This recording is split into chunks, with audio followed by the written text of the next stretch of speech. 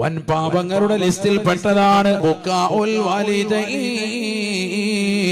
മാതാപിതാക്കളെ കരയിക്കലെന്ന് നബിയുനാ റസൂലുള്ളാഹി.